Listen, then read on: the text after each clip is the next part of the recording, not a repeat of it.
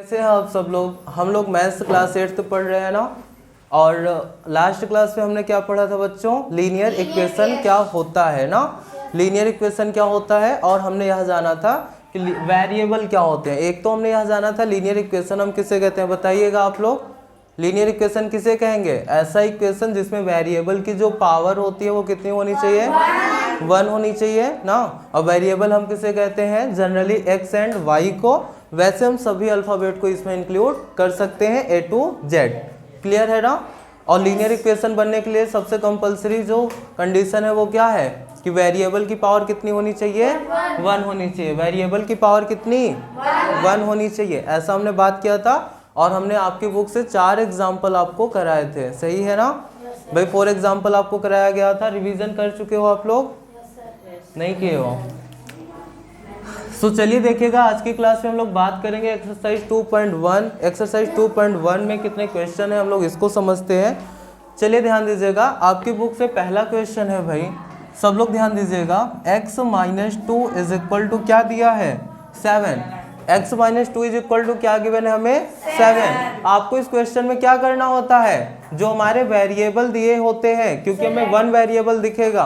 क्या यहाँ पर इस इक्वेशन में कोई वेरिएबल दिया गया है आपको? Yes sir. हाँ, वेरिएबल का नाम क्या है, x है ना भाई। वेरिएबल का मतलब आपको बताया गया है A to Z। क्या A से Z में x आता है? Yes sir. आता है ना। तो हमें ऐसे जो लीनियर इक्वेशंस होते हैं इसमें वेरिएबल की वैल्यू फाइंड करनी होती है। क्या करना होता है, वेरिएबल की वैल्यू फाइंड करनी होती है। सो यहाँ पर ध्यान दीजिएगा, x इज इक्वल टू क्या हो जाएगा, 7 - 2। -2 इधर आएगा तो क्या हो जाएगा, -2 इधर आएगा तो हो जाएगा +2।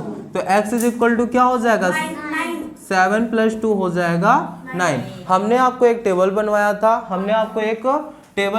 उस टेबल में यह बताया था कि लेफ्ट हैंड साइड और राइट हैंड साइड। हमने आपको यह बताया था कि अगर माइनस है, क्या है भाई, ध्यान से देखना, अगर लेफ्ट हैंड साइड में प्लस है तो इधर आकर क्या हो जाएगा, माइनस। अगर माइनस है तो प्लस, मल्टीप्लाई है तो डिवाइड, और डिवाइड है तो, क्या आप लोगों ने इस चीज को याद किया हुआ है? क्या आपने इस चीज को याद किया है?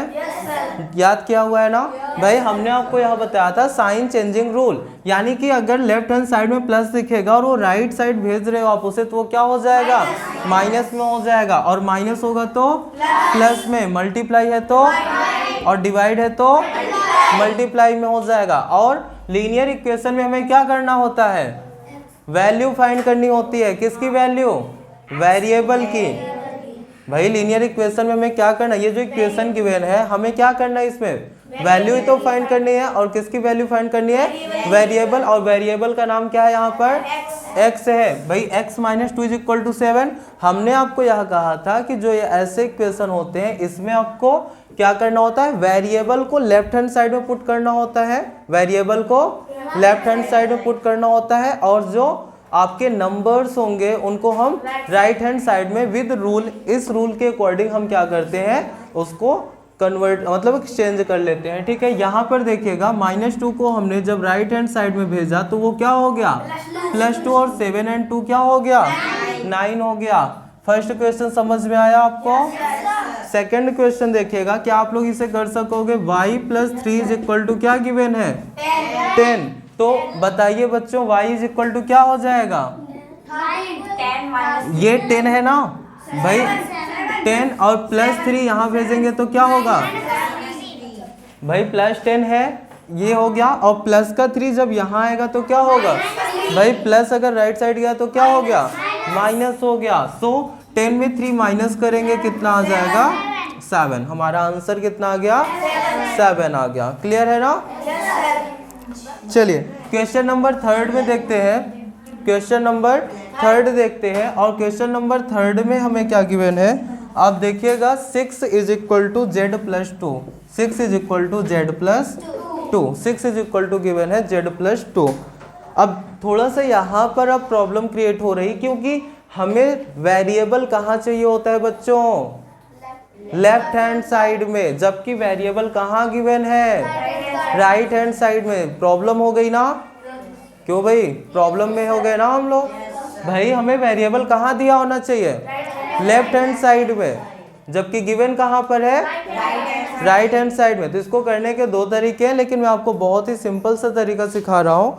जब भी आपको वेरिएबल राइट हैंड साइड में दिखे, जब भी आपको वेरिएबल राइट हैंड साइड में दिखे, तो आप इस बात को याद रखना, जैसे हमने कहा x is equal to y, x किसके इक्वल है? इसका मतलब कि y किसके इक्वल है? दोनों का सेम ही मतलब होता है भाई। अगर x y के इक्वल है, इसका मतलब y भी x के इक्वल होगा। सेम काम आपको यहाँ करना होगा। जब भी आपको वेरिएबल राइट हैंड साइड दिखेगा, तो आप पहले राइट हैंड साइड लिखोगे और बाद में क्या कर दोगे? Left hand side. क्योंकि भाई 6 is equal to Z plus 2 है। इस बात को हम ऐसे भी तो बोल सकते हैं ना कि जेड प्लस 2 किसके इक्वल है? भाई जेड प्लस 2 किसके इक्वल है? जैसे हमने कहा एक्स वाई के इक्वल है, तो हम इस बात को ऐसे भी तो बोल सकते थे कि वाई एक्स के इक्वल है। तो यहाँ पर 6 is equal to Z plus 2 था, तो आप चाहो तो लेफ्ट को राइट में और राइट को लेफ्ट में। अगर आप ऐसा करते हो तो इसकी वैल्यू पर कोई इफेक्ट नहीं पड़ता है, कोई भी इफेक्ट नहीं पड़ता है। तो हमने एक नई बात जाना कि हम left hand side is equal to, अगर राइट हैंड साइड गिवन है तो हम राइट हैंड साइड को अगर यहाँ लिख दें, लेफ्ट हैंड साइड को यहाँ लिख दें, तो वैल्यू पर कोई इफेक्ट नहीं पड़ेगा। ठीक है, यह बात भी हम लोगों ने आज की क्लास में सीखा। अब यह क्वेश्चन आपका फर्स्ट सेकंड क्वेश्चन के जैसा बन गया है बच्चों। देखिएगा यहाँ पर क्या लिखा है? z इज इक्वल टू क्या है? 6 और प्लस 2 यहाँ आएगा, क्या हो जाएगा? -2, और 6 में से 2 माइनस करेंगे क्या हो जाएगा? 4। तो हमारा आंसर आ गया z इज इक्वल टू 4। क्या आपको ये चीजें समझ में आ रही हैं? यहाँ तक क्लियर है? क्वेश्चन नंबर 4 देखा जाए। देखते हैं कौन बताता है भाई। क्वेश्चन नंबर 4 में क्या है? 3/7 plus x is equal to 17/7। तो क्या इस क्वेश्चन से डरा जाए? क्यों भाई, इस क्वेश्चन से डर जाए? नहीं ना? सॉल्व किया जाए? कैसे सॉल्व करेंगे बताइए? रूल के अकॉर्डिंग सॉल्व किया जाएगा, और क्या। क्यों भाई? हमें यहाँ पर किसको रोकना होता है? भाई वेरिएबल को। जो भी वेरिएबल हो, हमने आपको बताया था लेफ्ट हैंड साइड में रोकिए, बाकी सभी को पीट पाट के भगा दो कहाँ पर? राइट हैंड साइड में। यही तो बताया था ना भाई। बाकी सभी को क्या करना है? ध्यान से, बाकी सभी को राइट हैंड साइड में भेजना होता है ना। अब आप बताइएगा भाई, x को आपको रोकना है, जो ये 3/7 है प्लस में है, और यहाँ पर आएगा किसका हो जाएगा? माइनस में। भाई यहाँ पर आगे साइन प्लस का ही होता है, लिखा नहीं जाता है। तो ये 3/7 जो प्लस का है, यहाँ पर आएगा क्या हो जाएगा? माइनस का। तो यहाँ पे पहले से कौन है? 17/7, और ये प्लस का जब यहाँ आएगा ये माइनस का हो जाएगा, माइनस का 3/7। आपको रूल यहाँ पढ़ाया गया था फ्रैक्शन में, ठीक है, कि अगर डिनोमिनेटर सेम होते हैं तो उसको हम 1 टाइम लिखते हैं। भाई डिनोमिनेटर सेम है, डिनोमिनेटर सेम होने पर 1 टाइम लिखेंगे। और यहाँ पर है 17 - 3, क्या लिखा है? 17 - 3। तो x इज इक्वल टू हो जाएगा, जब हम 17 में 3 माइनस करेंगे तो आएगा 14/7। क्या ये हमारा आंसर होगा? नहीं, हमारा आंसर हमेशा आपको बताया गया है कि फ्रैक्शन हमेशा अपने सिंपलेस्ट फॉर्म में होता है ना, सिंपल फॉर्म में लिखा जाता है। तो आपको यह बताया गया ना कि फ्रैक्शन हमेशा स्मॉलेस्ट फॉर्म में होता है। तो 7 और 14 किसके टेबल में आते हैं? 7 के टेबल में आते हैं। 7 1 जा 7 एंड 7 2 जा 14। सो x इज इक्वल टू क्या आ गया? x इज इक्वल टू आ गया 2। तो क्वेश्चन नंबर 4 आपको समझ में आया? बताइए। क्वेश्चन नंबर 5 देखा जाए भाई। क्या ये टेबल याद है? इस रूल को याद रखिएगा, ठीक है। चलिए क्वेश्चन नंबर 5 लिखवाया हूं भाई। क्वेश्चन नंबर 5 देखिएगा। 6x इज इक्वल टू क्या गिवन है? यहाँ पर सॉल्व करते हैं question number 5। 6x is equal to हमें गिवन है 12। ये वाला रूल याद रखिएगा, ये बड़ा इजी सा रूल है। जब भी आपको इस तरह के क्वेश्चन हो, कहीं पर प्लस माइनस दिख रहा है? कहीं पर प्लस माइनस दिख रहा है? नहीं है ना बीच में कहीं भी। अब आप देखिएगा, इस बात को मैंने आपको पिछले क्लास में भी बताया था। जब भी नंबर और वेरिएबल एक साथ आते हैं, जब भी नंबर और वेरिएबल एक साथ आते हैं, फॉर एग्जांपल 2x 5x, तो इसका मतलब होता है कि इनके बीच में किसका साइन होता है? किसका साइन होता है? मल्टीप्लाई का। यानी कि 6 और x के बीच में किसका साइन है? मल्टीप्लाई का, और मल्टीप्लाई को हम भेजेंगे तो क्या हो जाएगा, डिवाइड। तो x इज इक्वल टू क्या होगा, 12/6, क्योंकि ये मल्टीप्लाई में है और इधर आएगा तो डिवाइड में हो जाएगा, ठीक है। सो 6 1 जा 6, 6 2 जा 12, x इज इक्वल टू क्या आ जाएगा भाई, x इज इक्वल टू आ जाएगा 2, अपॉन में 1 लिखा नहीं जाता है, तो हमारा आंसर कितना आ गया, 2। हमारा answer x is equal to आ गया 2। ये तो बहुत ईजी है। जैसे मान लीजिए suppose 4x is equal to मान लेते हैं आपको गिवन है 24, ठीक है। 4x इज इक्वल टू, तो क्योंकि इन दोनों के बीच में कोई साइन प्लस माइनस नहीं दिख रहा है तो हम क्या मानते हैं, मल्टीप्लाई। और क्योंकि मल्टीप्लाई है तो मल्टीप्लाई इधर आके क्या बन जाएगा, डिवाइड। 4 6 जा 24, तो x इज इक्वल टू कितना आ गया, कितना आएगा, 6। भाई 4 1 जा 4, 4 6 जा 24, तो हमारा आंसर 6 आएगा। तो क्या आप इस बात से एग्री हो? चलिए भाई नेक्स्ट क्वेश्चन हम देखते हैं, क्वेश्चन नंबर 6। क्वेश्चन नंबर 6 की ओर मूव करो बच्चों जल्दी से। एक और नया रूल हमें सीखने को मिलेगा यहाँ पर। t/5 इज इक्वल टू क्या गिवन है, 10। t/5 is equal to 10 given है। यहाँ पर आपको देखना है, यहाँ पर आप ध्यान दीजिएगा, जब भी इस तरह का पैटर्न आप लोग पहचानना सीखिए भाई, इस तरह का पैटर्न पहचानना सीखिए। यहाँ पर डिनोमिनेटर आपको 1 मानना है। जब भी fraction is equal to fraction का कॉन्सेप्ट हो, जब भी किसका कॉन्सेप्ट हो, फ्रैक्शन एंड फ्रैक्शन। जैसे यहाँ पर देखिए x/y इज इक्वल टू, जैसे मान लेते हैं 2/3 गिवन है, ठीक है। जब भी fraction equal to fraction given होता है तो हम क्रॉस मल्टीप्लाई कराते हैं। क्या कराते हैं, क्रॉस मल्टीप्लाई कराते हैं। जैसे यहाँ पर x और 3 का मल्टीप्लाई करेंगे तो 3x, और 2 और y का करेंगे तो 2y। जब भी आपको fraction is equal to fraction भिन्न बराबर भिन्न देखने को मिले और बीच में इसके अलावा कुछ भी कहीं भी प्लस माइनस ना आया हो, यानी इधर भी एक फ्रैक्शन हो लेफ्ट हैंड साइड में और राइट हैंड साइड में भी एक फ्रैक्शन हो, तो हम एक नया रूल फॉलो करते हैं जिसका नाम है cross multiply. Cross multiplication method से हम क्या करते हैं, ऐसे क्वेश्चन को सॉल्व करते हैं। जैसे यहाँ पर देखिएगा, अब हम क्या करेंगे, t का मल्टीप्लाई 1 से करेंगे बच्चों, क्या आएगा भाई, t1 जा t ना, t1 जा क्या होगा, t होगा, t1 जा t होगा। इसके बाद 10 और 5 का मल्टीप्लाई करेंगे, क्या हो जाएगा, देखिए तुरंत हमारा आंसर आ गया ना भाई, t इज इक्वल टू क्या आ गया, 50। t इज इक्वल टू, तो वेरिएबल की वैल्यू निकल आई ना। ऐसे ही सेम पैटर्न पर क्वेश्चन नंबर 7 है, 2x अपॉन गिवन है 3 इज इक्वल टू गिवन है 18। अब यहाँ पर देखिएगा, क्योंकि इधर फ्रैक्शन है, यहाँ पर क्या है, फ्रैक्शन है, और ये भाई हम किसी भी नंबर का डिनोमिनेटर 1 सपोज कर सकते हैं, किसी भी नंबर का, किसी भी अल्फाबेट या जो हमारे वेरिएबल है ना, तो इनके आप डिनोमिनेटर 1 सपोज कर सकते हैं, आपको ऐसा बताया ही गया है।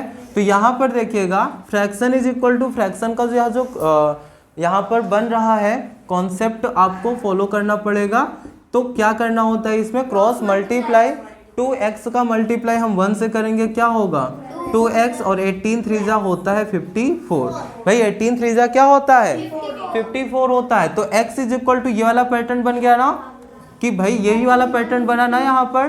तो 2 और x के बीच में कोई भी साइन नहीं दिख रहा है, सो मल्टीप्लाई का है 54, और यहाँ पर 2 मल्टीप्लाई में इधर आएगा तो क्या हो जाएगा, डिवाइड में हो जाएगा, और ये हो जाएगा 2 1 जा 2, 2 2 जा 4, 2 7 जा 14 ना, यानी कि भाई 27 2 जा 54 होता है। सो x इज इक्वल टू आ जाएगा 27, ठीक है। अगर आपको इसका डिवाइड नहीं आता कि कैसे हुआ, तो 2 और 54 को आप डिवाइड कर लीजिएगा, 2 2 जा 4 एंड 2 7 जा 14, ठीक है। देखिए 27 टाइम्स ये जाएगा, ठीक है। तो अगर आपको ऐसे डायरेक्ट नहीं आता तो आप इनडायरेक्ट वे में सोल्व कर सकते हैं। तो अब तक हम लोगों ने बात किया भाई क्वेश्चन नंबर 7 तक। अब तक हमने कितने क्वेश्चन हो गए भाई, क्वेश्चन नंबर 7। क्वेश्चन नंबर 8 भी इसी टाइप का है, आप ध्यान दीजिएगा। यहाँ पर गिवन है 1.6, ये दशमलव होगा, ठीक है, और यहाँ पर आपको गिवन है 1 ये, ठीक है। तो ये याद रखिएगा, ये क्वेश्चन दशमलव यहाँ नीचे लगता है। देखिएगा दोनों में डिफरेंस क्या है, इसको हम पढ़ते हैं 1 × 6, इस वाले को ध्यान से देख लीजिए दोनों में डिफरेंस क्या होता है। और जब यही पॉइंट जो है यहाँ लगा होता है, जब यही पॉइंट कहाँ लगा होता है, यहाँ पर लगा होता है, इसका मतलब होता है 1.6। ये दशमलव का चिन्ह होता है, दोनों एक ही जैसे होते हैं। अगर ये बीच में लग गया तो क्या होता है बच्चों, मल्टीप्लाई। और अगर यहाँ पर नीचे एकदम लाइन जैसे होती ना, यहाँ पर अगर है तो इसको हम दशमलव पढ़ेंगे, डेसिमल कहेंगे, ठीक है ना। हाँ, सो आपको यहाँ पर फोकस करना है कि ये दशमलव में क्वेश्चन गिवन है, तो 1.6 इज इक्वल टू क्या गिवन है, y अपॉन 1.5। आपको 1.5 दिया हुआ है। अब आपको क्या करना है, यहाँ पर y की वैल्यू बतानी है। क्या बताना है, y की वैल्यू बतानी है। तो देखिएगा इसका डिनोमिनेटर हम 1 मान सकते हैं। अब जैसे यहाँ पर क्रॉस मल्टीप्लाई, क्योंकि वेरिएबल जहाँ मिले वहीं से क्रॉस मल्टीप्लाई आप कराइए, तो वेरिएबल यहाँ पर है भाई, वेरिएबल जहाँ पर है वहीं से क्रॉस मल्टीप्लाई कराइए। y का मल्टीप्लाई 1 से करेंगे, क्या हो जाएगा, y हो जाएगा। अब आप देखिएगा हमें किसका मल्टीप्लाई करना है, 1.6 का मल्टीप्लाई किससे करना है, 1.5 से करना है। भाई क्रॉस मल्टीप्लाई कराया, y बन जा y, और फिर 1.6 का 1.5 से मल्टीप्लाई कराया। अब इसका मल्टीप्लाई कैसे करते हैं दशमलव का, आप लोगों को आता है।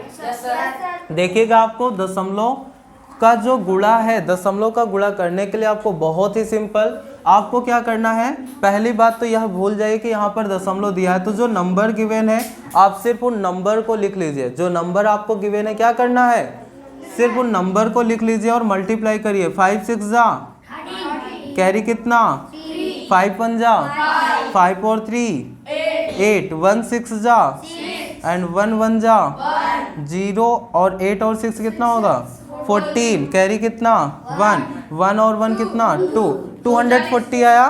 भाई देखिएगा y इज इक्वल टू आ गया 240 जब हम इन दोनों का मल्टीप्लाई करा। लेकिन क्योंकि क्वेश्चन में डेसिमल गिवन है, तो आप देखिए कितने अंक का दशमलव हो रहा है टोटल, एक अंक का इसके पास है और एक अंक का इसके पास है। भाई एक अंक के बाद 1 डिजिट के बाद यहाँ पर है और 1 डिजिट के बाद यहाँ पर है, तो टोटल कितने हो गए 2। तो आप भी 1 एंड 2 डिजिट के बाद आप डेसिमल लगा देंगे, यही हमारा क्या होगा, आंसर होगा। ठीक है, तुम्हारा आंसर आ गया 2.40। हमारा आंसर क्या आया बच्चों, 2.40 आ गया। ठीक है, चलिए एक क्वेश्चन और देखते हैं, क्वेश्चन नंबर 9। क्वेश्चन नंबर 9 देखिएगा, बहुत ही इजी है। 7x - 9 इज इक्वल टू क्या गिवन है भाई, 7x - 9 is equal to 16 given है। क्या आप ये क्वेश्चन कर सकते हैं? कौन कर सकेगा? आ जाओ, अंकित आ रहे हैं। अंकित आप लोगों को ये क्वेश्चन सॉल्व करके दिखाने वाले हैं, बोलते हुए भाई। यहाँ पे 7x लिख दिया, ये माइनस का साइन है तो इधर आके प्लस हो, माइनस का साइन इधर आके प्लस हो जाएगा। 16 9 25,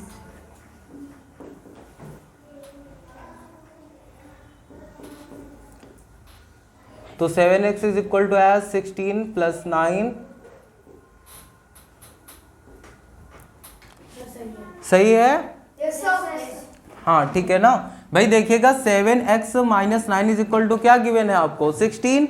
तो 7x इज इक्वल टू हो गया 16 और -9 यहाँ पर आएगा, क्या हो जाएगा, प्लस का 9 हो जाएगा। तो 7x 16 एंड 9 को ऐड किया गया, क्या हो गया 25। x इज इक्वल टू फिर क्या हो जाएगा भाई, ये चीज़ आपको बताया गया है 25, और ये मल्टीप्लाई में यहाँ आएगा डिवाइड, क्योंकि 7 और 25 एक दूसरे से नहीं कर सकते हैं। सो यही हमारा क्या हो जाएगा, आंसर हो जाएगा। ठीक है, ठीक है ना बच्चों। तो यहाँ अभी क्वेश्चन नंबर 9 तक हो गया। क्वेश्चन नंबर 9 तक आप लोग नोट करिए जल्दी से, फिर हम क्वेश्चन नंबर 10 पे बात करेंगे। आप लोग इसको नोट करिएगा। सो अब तक आप लोगों ने नोट कर लिया होगा ना। चलिए बात करते हैं, क्वेश्चन नंबर 9 हो गया है आप लोगों का। क्वेश्चन नंबर 10 देखते हैं। बस 3 क्वेश्चन और बच्चे हैं, आप लोग इसको भी सॉल्व कर लीजिए। इसके बाद आप खुद से करिएगा एक बार। 9 10 11 कितने क्वेश्चन है, 9 तो हो गया भाई, 10 11 12 3 क्वेश्चन और बचे हैं ना। तो 3 क्वेश्चन हम लोग और सॉल्व कर लेते हैं, बाकी आप लोग एक बार खुद से ये ट्राई करिएगा। क्वेश्चन नंबर 10 ध्यान दीजिएगा। 14y - 8 इज इक्वल टू क्या गिवन है 13। 14y minus 8 is equal to given है हमें 13। देखिएगा इसमें क्या करना है आपको, सिंपल 14y, देखिएगा हमारा जो वेरिएबल है इस बार इस वेरिएबल में क्या है, एक नंबर मिक्स है ना, 14y है, y कितने हैं यहाँ पर 14, और आपको जैसा कि हम अब तक करते आए हैं -8 को यहाँ पर भेज देंगे तो क्या हो जाएगा, -8 को शिफ्ट करेंगे राइट हैंड साइड तो +8 हो जाएगा, और 14y इज इक्वल टू 13 + 8 क्या होता है, 13 + 8 क्या होता है 21 होता है। सो y इज इक्वल टू क्या हो जाएगा 21/14, 21/14। बताइए 21 और 14 किसके टेबल में आते हैं, 7 के टेबल में आते हैं। 7 2 जा 7 3 जा, y इज इक्वल टू क्या आ गया 3/2। क्वेश्चन नंबर 10 समझ में आया। क्वेश्चन नंबर 11 देखिएगा, 17 + 6p इज इक्वल टू हमें गिवन है 9। देखिएगा 17, हमने कहा था ना वेरिएबल में A to Z में कुछ भी आ सकता है, बस फेमस जो है वो x एंड y है, बाकी कुछ भी आ सकता है। सो यहाँ पर देखिएगा 17 + 6p इज इक्वल टू क्या गिवन है 9। तो आप वेरिएबल वाला हिस्सा जो होगा यहीं पर रखिएगा, और वेरिएबल को रोकने के बाद यहाँ पर क्या लिखा है 9 और +17 इधर आएगा क्या होगा माइनस का 17 6p। अब यहाँ पर आपको ध्यान देना है 9 में 17 माइनस करना है जो कि पॉसिबल नहीं है भाई, 9 में 17 माइनस करना है जो कि पॉसिबल नहीं है। इसके लिए आपको हमने एक रूल बताया था, जब भी पहला वाला मतलब 1 + 1 माइनस का हो, ऐसी सिचुएशन हमने आपको बोला था जो ग्रेटेस्ट नंबर होगा उसमें स्मॉलेस्ट नंबर आप घटा दोगे। तो बड़ा वाला कौन है यहाँ पर 17 और छोटा कौन है 9। जब भी इस तरह का पैटर्न दिखे तो आप बड़े में से छोटे को घटाइएगा, तो 17 में 9 को माइनस करेंगे क्या आएगा 8, और जो साइन है चिन्ह है हमने कहा था बड़ी वाले नंबर का लिखना होता है, तो बड़ी वाली नंबर कौन है भाई, बड़ी संख्या 17 है तो 17 माइनस का, इसलिए आंसर भी माइनस। तो 9 में 17 नहीं माइनस होगा तो 17 में 9 माइनस कर दीजिए 8 आएगा, और जो साइन बड़ा है वही आप यहाँ लगाएंगे। तो p इज इक्वल टू क्या आ गया -8/6। p इज इक्वल टू क्या आया -8/6। 2 3 जा 2 4 जा, p इज इक्वल टू आ गया -4/3। p इज इक्वल टू आ गया -4/3। इसके बाद क्वेश्चन नंबर 12 देखिएगा, ये हमारा लास्ट क्वेश्चन होगा बच्चों। x/3 + 1 is equal to given है 7/15। x/3 + 1 is equal to given है 7/15। सो यहाँ पर देखिएगा x/3 इज इक्वल टू हो जाएगा 7/15, और +1 यहाँ आएगा क्या हो जाएगा -1 हो जाएगा, और ये मिक्स्ड फ्रैक्शन बन रहा है भाई, 15 बन जा, तो ये हो जाएगा 7 - 15/15। भाई 7 हो गया और 15 बन जा क्या हो गया 15/15, या आप एलसीएम लेकर भी सॉल्व कर सकते हैं, थोड़ा सा बड़ा पड़ेगा question. x/3 is equal to, अब बताइए 7 में 15 माइनस नहीं हो सकता है, सो हम 15 में 7 माइनस करेंगे क्या आएगा 8, और बड़ी वाली संख्या का चिन्ह और नीचे क्या है 15। तो क्या ये टाइप आप पहचान रहे हो भाई, ये टाइप आप लोग पहचान रहे हो ना। इस टाइप में आपको बताया था जब fraction is equal to fraction हो जाए तब क्या करना होता है भाई, fraction is equal to fraction का कॉन्सेप्ट बनता है तो क्रॉस मल्टीप्लाई, तो x का 15 से मल्टीप्लाई करेंगे तो क्या हो जाएगा भाई 15 × x 15x हो जाएगा, इज इक्वल टू 8 3 जा क्या होता है 24 माइनस का, सो x इज इक्वल टू -24, और ये 15 क्योंकि मल्टीप्लाई में यहाँ आएगा तो क्या हो जाएगा डिवाइड में। ये भी आपको टाइप पहचानना सीखना चाहिए भाई। अब आप ध्यान दीजिएगा यहाँ पर 24 क्या गिवन है 15। अब बताइए 24 और 15 किसके टेबल में आते हैं 3 के टेबल में आते हैं। 3 5 जा 3 8 जा, तो ये हो जाएगा -8/5 हमारा आंसर, ठीक है ना। तो उम्मीद करते हैं बच्चों यहाँ तक आप लोगों को अच्छे से समझ में आया होगा, ठीक है। आगे कल की क्लास में हम लोग बात करेंगे 2.2 एक्सरसाइज 2.2 के एग्जाम्पल की, और कुछ क्वेश्चन हम लोग सॉल्व करेंगे कल की क्लास में, ठीक है ना। सो मिलते हैं कल की क्लास में, तब तक के लिए थैंक यू, बाय बाय।